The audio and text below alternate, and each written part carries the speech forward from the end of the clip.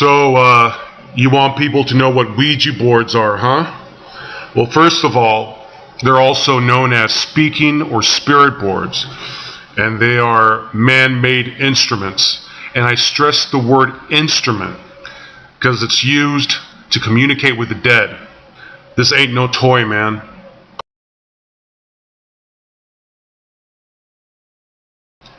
Yeah, like people tell me all the time, Ouija boards, they're just a toy.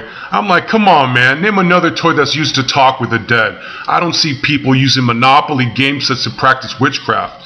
You know, just because the Ouija board is branded by a famous toy company doesn't mean it's fun for the whole family.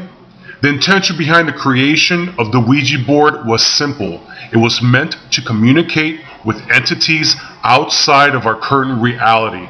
That's it. The Ouija board was created by two men, Elijah Bond, a lawyer and inventor, and his partner, Charles Kennard. Later on, a man who worked for Kennard named William Fuld took over production of the Ouija board. When Fuld died, his estate sold the Ouija board patent to Parker Brothers. By the way, Fuld died in a freakish accident when he went to the top of his factory to oversee a flagpole that was being placed. The rail he was leaning against broke free and he fell to his death. Man, for all you know, it's Fuld that you're talking to when you use the Ouija board, man.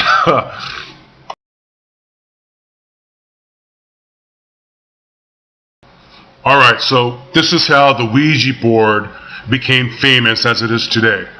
So back in the 1930s, a woman named Pearl Curran began to publicly use the Ouija board to summon spirits.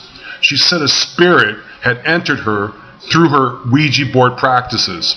She also claimed that she was able to channel the spirit, which dictated poems and novels through her. Later on, the occult began to use Ouija boards for their own practices. By the way, don't be enamored by these stories.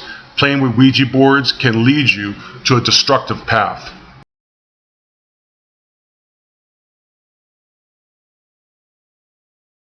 You know what, man? I've always been interested with astrology and metaphysics.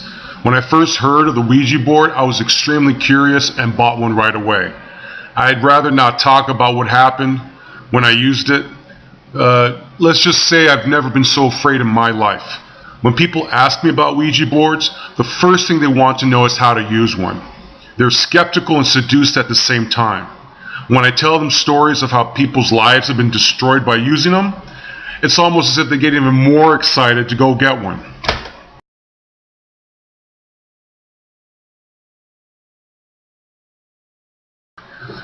Man, like I told you earlier, I don't want to bring bad memories up, but you know what? I'll tell you a story of this girl I knew from Mexico City. Her aunt was into witchcraft and black magic.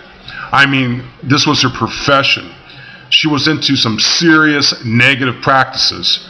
So my friend, as a teenager, right, she went to her aunt's house one day and she wasn't there. So she found her aunt's Ouija board and started to use it. So a spirit identified itself and spelled out to her that her aunt was going to lose her head. Man, my friend threw the board up in the air and started to cry. When she told her aunt what had happened in her house, she said her aunt acted like it was true, like she already got that message somehow. When my friend turned 20, she got the news that her aunt was in a tragic bus accident where she was decapitated. Man, this ain't no lie. She even showed me the newspaper clippings she kept to remind her never to play with this stuff.